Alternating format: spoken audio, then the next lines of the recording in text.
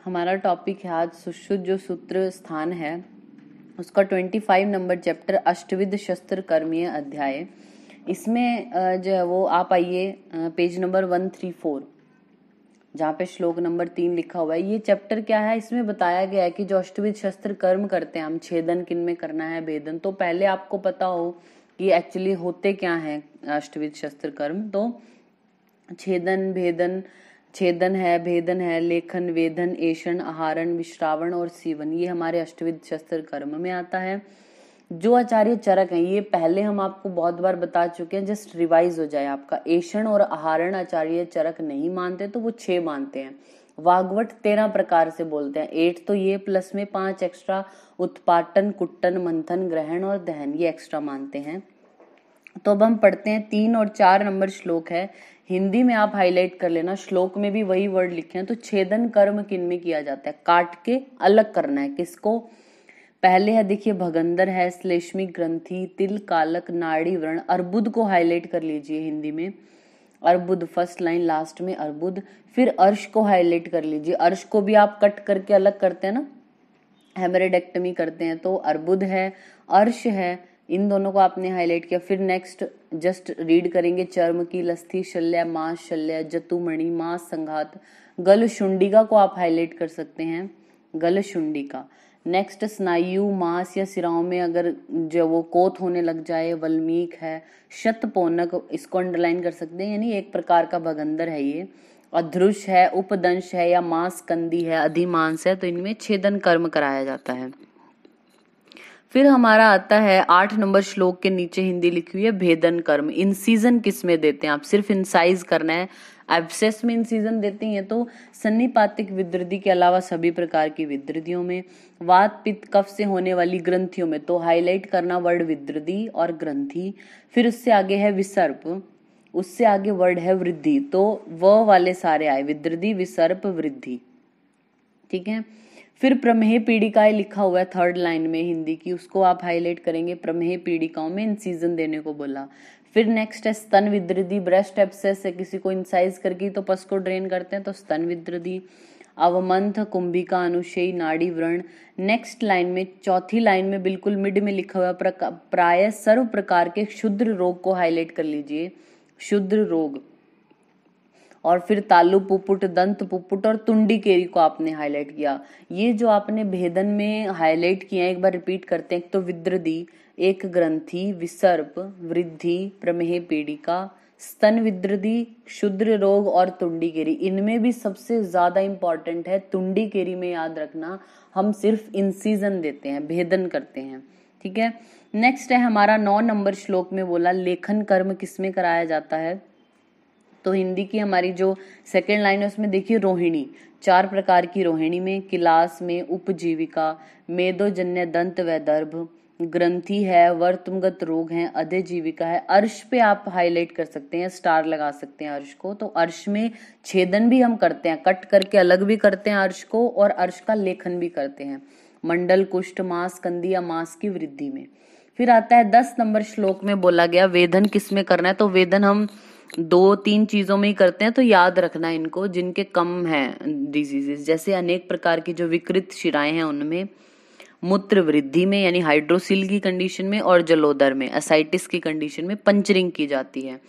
फिर हमारा आता है एषण किस में करते हैं, ये हमारे शल्य युक्त जो नाड़ियां हैं या उन्मार्गी व्रण है, आपको पता नहीं उनका कहाँ तक डीप वो गए हुए हैं, तो उनके लिए प्रॉबिंग करते हैं, या फिर जिसमें आपको लग रहा है कोई फॉरेन बॉडी है उसमें आप करते हैं वेदन, सॉरी एषण कर्म। नेक्स्ट है 11 नंबर श्लोक में बोला आहरण किसका आप करते हैं, तो आहरण किया जाता है शर्करास्तस्र्यो, 3 प्रकार की शर्करा, दंत, कर्ण, मल, इनके मैल जो मल होते हैं वो, अश्मरी, शल्य है कोई भी, मूड गर्भ है, वर्च है, निचिते गुदे, तो उनमें आहरण किया जाता है। तो आहरण को आप याद रख सकते हैं मास से, MASS। एम का मतलब क्या होता है, मैल या मल या मूड गर्भ। मैल कौन सी, दांतों की या कानों की मैल, मल है, और मूड गर्भ, ये तो एम वाले हो गए। ए से अश्मरी का भी आप आहरण करते हैं, एस का मतलब शल्य, और दूसरे एस का मतलब शर्करा। शर्करा कौन सी, पाद शर्करा, दंत शर्करा और मूत्र शर्करा। ये डिजीजेज आप मास से याद रखेंगे, MASS। यानी मैं से मैल, मल, मूढ़गर्भ, अश्मरी, शल्य और शर्करा में पाद, दंत और मूत्र शर्करा। फिर 12, 13, 14 और 15 में हमें विस्त्रावण वाले बताए हैं कि किन में विश्रावण किया जाता है। तो आप हिंदी में देखेंगे इसको भी।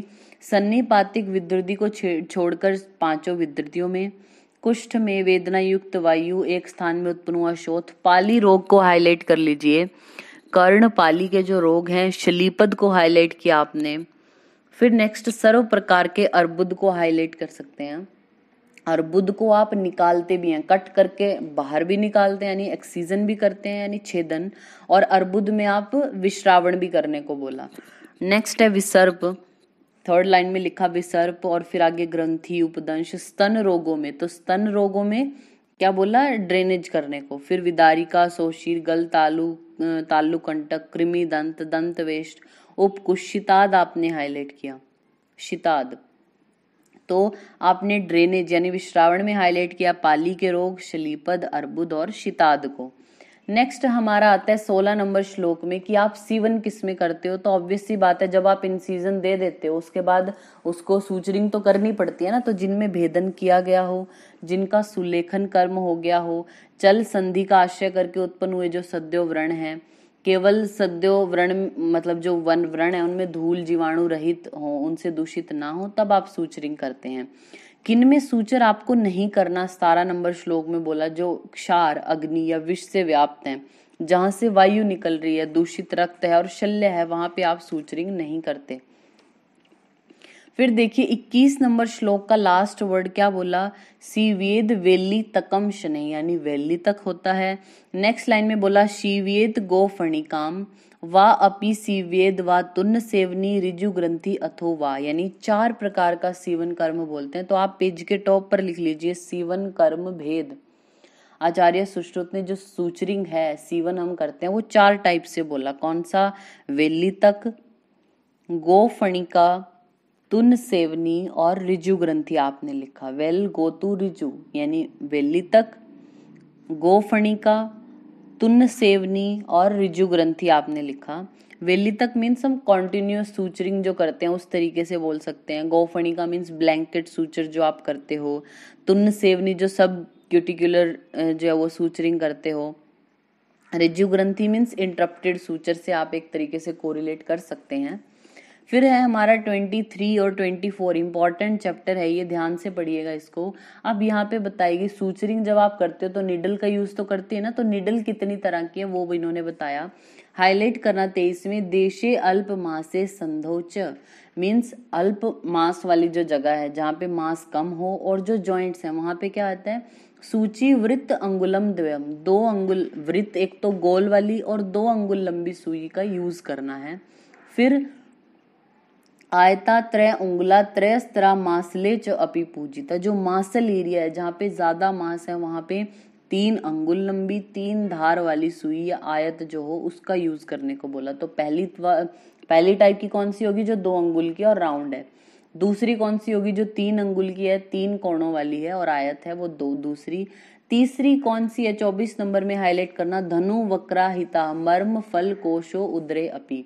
धनुर्वक्रा एक होती है, तो जो कैसी होगी हमारी, धनुर्वक्रा के लिए बोला कहाँ यूज होगी, मर्म में, फल कोश यानी जो वृषण कोश है, स्क्रॉटल पे अगर आपको सूचरिंग करनी है और उधर भाग पर करनी है तब आप धनुर्वक्रा जो सूची है उसका प्रयोग करते हो। तो 3 प्रकार की सूची होती है, वो आपको याद रखनी है कि कौन सी कहाँ पे, अल्प मास वाले एरिया में कौन सी, मासल एरिया में कौन सी यूज करते हैं, उदर पर, मर्म पर, या फल कोश है जो वहां पे कौन सी सूची का यूज करना है। फिर 26 नंबर श्लोक देखिए, इसकी हिंदी में सेकंड लाइन में, जब आप सूचरिंग करते हैं तो जो सूचर आप लगाते हैं ज्यादा दूर दूर भी नहीं लगाने चाहिए और बिल्कुल पास भी नहीं लगाने चाहिए। क्यों, क्योंकि अगर आप दूर दूर लगाओगे, मतलब जो आपने सूचरिंग की है वो बिल्कुल लूज सी है, दूर दूर है सूचर, तो तनाव बढ़ेगा, टेंशन बढ़ेगी उस तरीके से, यानी पीड़ा होगी, पेशेंट को पेन होगा। और ज्यादा पास लगा दोगे, मार्जिन्स बिल्कुल एक दूसरे को ओवरलैप कर जाएंगे, उसके किनारे टूट जाएंगे, ऐसा बोला गया। नेक्स्ट है 30 नंबर श्लोक में आप हाईलाइट करना सेकंड लाइन में, 4 व्याप्तियां। इसके आगे आप लिख लेना, अष्टविध शस्त्र कर्म के 4 व्यापद। अष्टविध शस्त्र कर्म है जो ये हम करते हैं, इसके 4 व्यापद हो सकते हैं। कौन से? एक तो हीन छेदन, जो आप कर रहे हो प्रोसीजर, चाहे वो लेखन कर रहे हो, वो कम मात्रा में हो तो हीन। दूसरा, अब ज्यादा ही छेदन कर दो, आप बहुत ज्यादा कोई भी चीज कर देते हो तो अधिक छेदन। तिर्यक छेदन, जिस तरीके से करना चाहिए उस तरीके से नहीं, अलग तरीके से कर दिया तो तिर्यक। और असावधानी से अपने ही शरीर का छेदन कर लो तो अष्टविध शस्त्र कर्म के ये 4 व्याप्तियां बोली। नेक्स्ट हमारा आता है 35 नंबर श्लोक।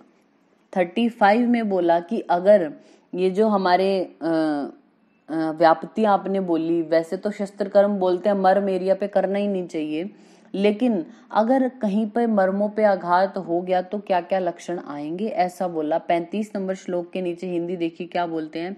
10 से आधे यानी 5 मर्म स्थानों पर, मतलब इन 5 मर्म स्थानों पर अगर वेद हो जाए तो भ्रम, प्रलाप आदि ये लक्षण आएंगे। आप 35 नंबर श्लोक है जो, उसकी फर्स्ट लाइन में हाईलाइट करना, मासोदक आभम रुधिरश्च। रुधिर जो निकलेगा, ब्लीडिंग जो होगी, उसका कलर कैसा होगा? मासोदक आभम, जैसे मांस जो जल सा निकलता है ना, मांस के धोने से जो जल निकल रहा है वैसा ब्लड आएगा। तो ये क्या है? जो शस्त्र कर्म आप करते हो अगर उन पर मर्म पर आघात हो जाए तो उसका सामान्य लक्षण है ये आपने हाईलाइट किया और आगे लिख लीजिए, मर्म आघात का सामान्य लक्षण। मर्म आघात का सामान्य लक्षण बोला। फिर आता है हमारा 36 नंबर श्लोक का सिर्फ फर्स्ट वर्ड हाईलाइट करना, सुरेंद्र गोप प्रतिमश्च को आपने हाईलाइट किया। सुरेंद्र गोप प्रतिमश्च, तो इसके आगे एरो करके लिख लीजिए, सिराओं पर आघात का परिणाम। अगर सिराओं पर आघात हो जाए, छेदन भेदन आदि कोई भी प्रोसीजर आप कर रहे थे वो सिराओं पर हो गया अगर, तो जो है वो कैसी हो जाएंगी? सुरेंद्र गोप प्रतिमश्च, ऐसा ब्लड आएगा।